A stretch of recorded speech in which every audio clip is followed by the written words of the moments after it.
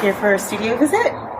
Come on in. In the morning I will rise, I will walk with my head up high, I will rise and sing my song, with my eyes up to the sky. I will sing it loud and clear, I know for certain that people could fly. I will sing it proud and strong, if they could get over, so can I. In the morning I will rise, I will walk with my head up high, I will rise and sing my song, with my eyes up to the sky. I will sing it loud and clear, I know for certain that people could fly. I will sing it proud and strong, if they could get over, so Tonya Engel. This is my studio, and I welcome you.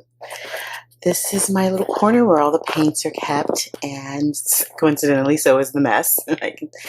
And I keep some of my inspirational books here, books that inspire me, some of the paintings that really touch me, that I've created or that I've collected from other artists, kind of get placed into that inspirational corner.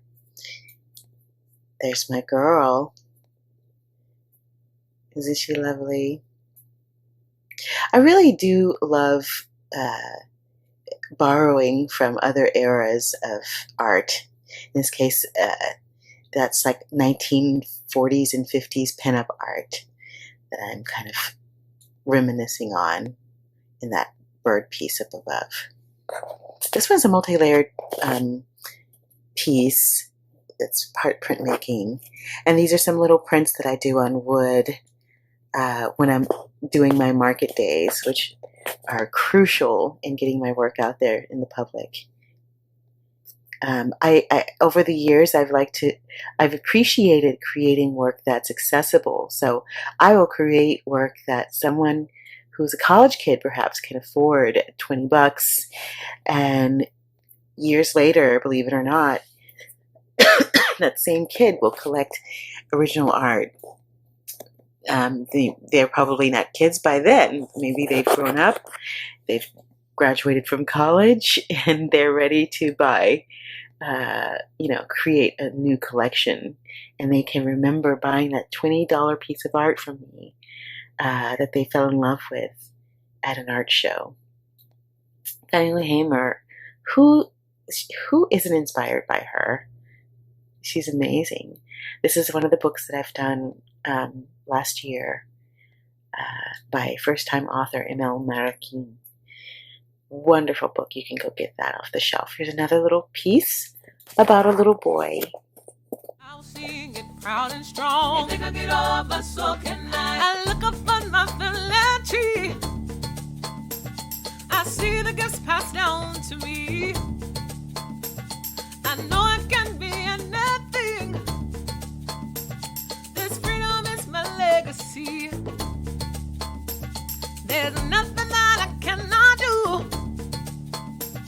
The ancestors have seen me through. What we have here, your legacy. Can't really talk about this book without talking about some of the symbolism within the book. The King Protea flower actually played a big role in a lot of the imagery in the book. Some people are not aware that this flower is symbolic in Africa of the crown. It has its origin in Greek mythology and has been around on Africa for over 3 million years. So it's a prehistoric plant. No man can hinder me. This freedom is my legacy. I got love, intellect, determination, courage. I got brilliance, ingenuity.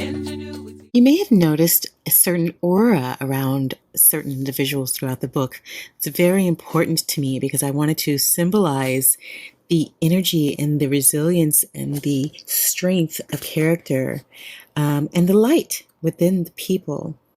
I would have to say that this was one of my favorite pages to do throughout the whole book. What I meant to bring across was Mother Earth's nurturing of the planet and Mother Africa. It's just almost like a warm embrace and a strength of our ancestry transcending time.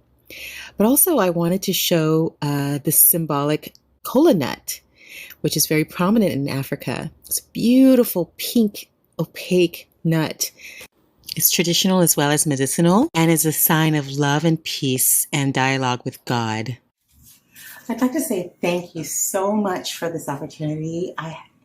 When I first was approached with this book and I read the manuscript, I was blown away, first of all. I immediately caught on to the fact that we are finally we have Schele, an author who's willing to tell the truth about our history and to show it from a completely different perspective, a perspective of pride and resilience.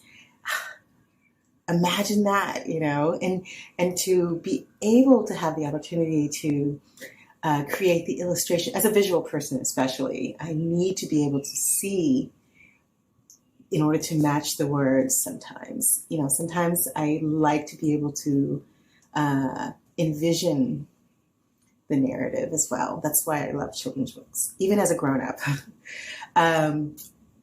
And I want children to see this. I want children and adults to see this book that we've been needing all of this time. I mean, it's about reaching the milestone of capturing or snatching back our own narrative and telling our story from our own perspective. And it's not a perspective of a slave.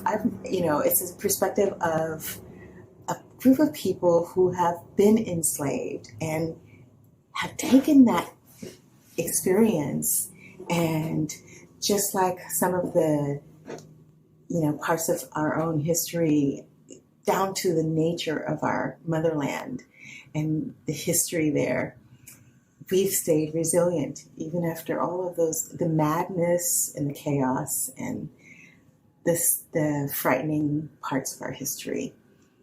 We have been able to rebuild it literally from the foundation up, an entirely foreign place initially, and then until now. And it speaks volumes, when you really are able to see and read about the strength and resilience of a people. It speaks volumes. And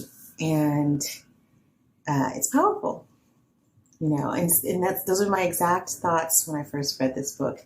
And it gives me great honor to have had the opportunity to illustrate something that my children and their children's children will value for many years to come. Thank you so much. Determination, courage, I got brilliance, ingenuity, strength, grace, and dignity. I got love, I got love, intellect.